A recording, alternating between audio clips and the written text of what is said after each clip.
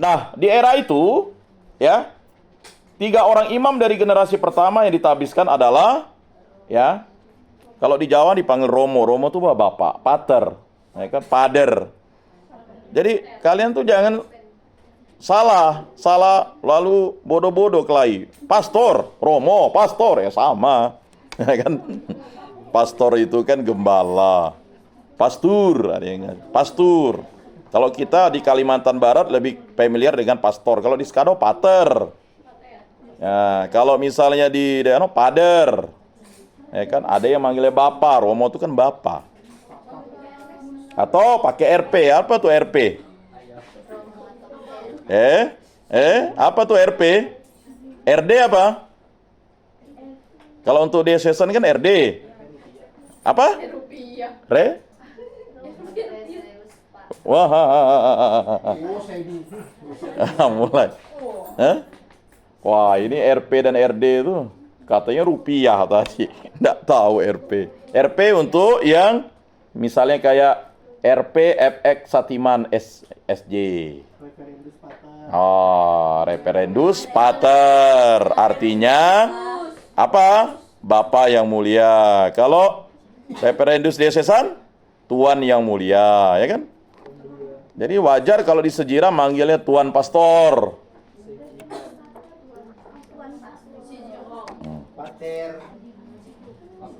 Kan ada, udah jelas. Kemudian ada Romo FX Satiman SJ dari orang pribumi yang ditabiskan menjadi imam ya. Romo A Jaya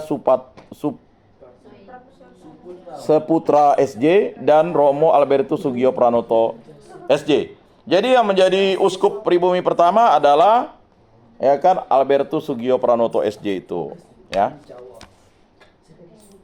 Selanjutnya era perjuangan kemerdekaan. Baik, Albertus Sugio Pranoto menjadi uskup Indonesia yang pertama 1940. Dalam agresi militer Belanda, seorang imam Katolik Romo Sanjaya atau Sanjaja. Ini Sanjaya atau Sanyaja nih. Kalau DJ pakai J ya. Sanjaya. Terbunuh dan menjadi martir pribumi pertama di Indonesia. Ada martir ya. Itu adalah Romo Sanjaya. Kemudian pahlawan-pahlawan nasional yang beragama Katolik sebenarnya ada 10. Ya, cuman di sini Adi Sucipto atau Agustinus Adi Sucipto 1947. Kemudian Ignatius Slamet Riyadi 1945 dan ya Komodor Yosapat Sudarso 1961 atau Yos Sudarso. Ya. Atau ada lagi sebenarnya pahlawan nasional seperti Sugio Pranoto, kemudian Cilik Kriwut, ya itu Katolik ya. Kemudian ya Pierre bukan. Karel Stasiun Tubun. Ya, Karel Stasiun Tubun, Walger Rudolf Supratman, ya kan? Kemudian ya, ada beberapa tuh, ya, IJ Kasimo, ada 10. Ya, Jenderal Urip, ya. Urip Sumoharjo. Ya, nanti kalian lihat di situ ada 10 orang ya. Kemudian era kemerdekaan. Kardinal pertama di Indonesia adalah Justinus Kardinal Darmo Juwono, 29 Juni 1967. Dia sekarang sudah kardinal ketiga. Ya, sekarang siapa? Ignatius Kardinal Suaryo. Nah.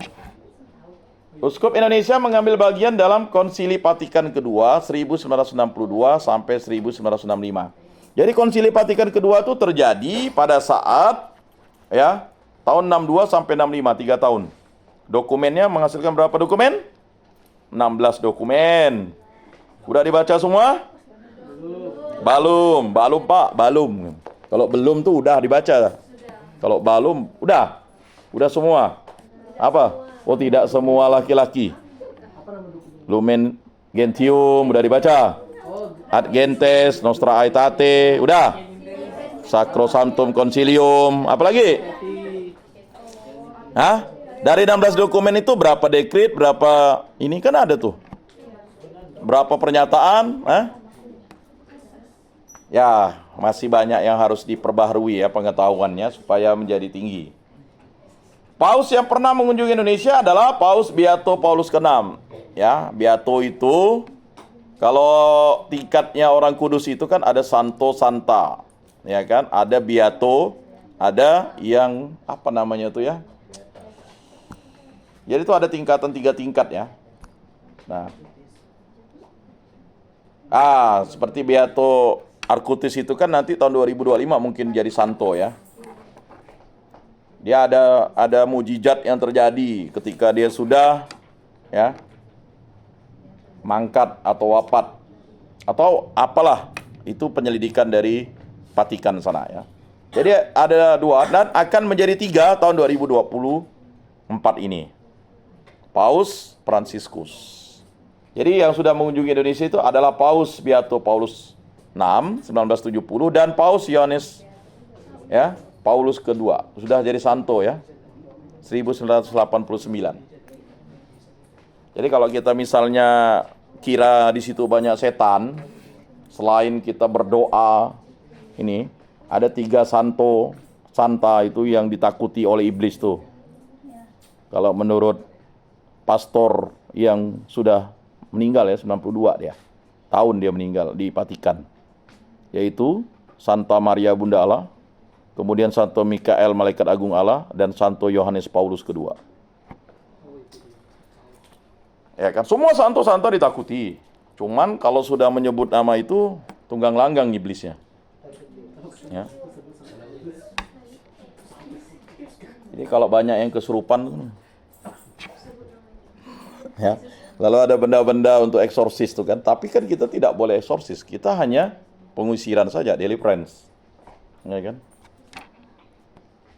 Jadi sebagai katekis nih, kalian akan berhadapan dengan situasi itu, ya kan? Ya. Jangan lalu kalian yang tukang langgang. Maka kalian harus punya misalnya salib yang ada korpusnya yang sudah diberkati, air suci, medali suci, ya kan? Apalagi, Alkitab itu jangan sampai tidak ada. Karena iblis tuh suka memutarbalikkan fakta tuh. Ada beberapa benda tuh, ya. Garam suci, ya kan? Jadi ada beberapa tuh. Ya itu udah dijelaskan oleh di Facebook di itu ya. Saya agak lupa beberapa itu. Tapi kalian harus miliki itu. Kitab suci jangan sampai tidak ada. Jadi kalau kalian itu beriman, berdoa dan membaca firman, pasti lari tuh iblis tuh. Kita ini beriman, berdoa, tapi membaca firmannya kurang. Bagaimana kita mau mengenal yang namanya Allah kalau kita tidak membaca firman? Ya kan, firman itu dari kitab Kejadian sampai Wahyu. Ada berapa kitab dalam kitab suci Katolik? 73. Kalau kitab ke-47 apa? Semi pasti tahu. Masa tidak tahu? Ya Injil Matius lah. Aduh. Ini kalau kitab kelima apa? Ulangan. Lama benar sih. Aduh. Lambat ya. Memang mau dibuat cerdas cermat. Mau gak buat cerdas cermat tuh? Saya ada belnya. Ya kasih hadiah lah. Tapi mau enggak? Ya kan Pak Lukas mau enggak mengizinkan? Ini mau dites dulu siapa sih? Masa pengetahuan imannya lalu kalah dengan anak-anak di tingkat remaja yang pesparani itu jago-jago dijawabnya. Jangan-jangan kain yang untuk biasa itu apa namanya itu? Kain yang untuk imam konsekrat, ya kan pasti ada kain putih itu apa namanya? Itu harus hafal ya. Aduh. Harus tahu, wajib tahu.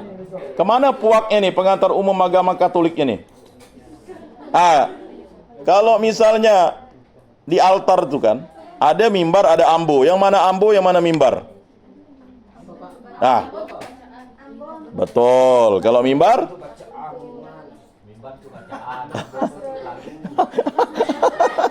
Yang mana yang betul kali ini? Jadi nanti coba diperdalam lah ya. Ya. Jadi semua waktu pengantar umum agama Katolik itu sebenarnya di semester 1 harus kalian kuasai itu. Yang mana Pixis, yang mana Tabernakel, yang mana ya.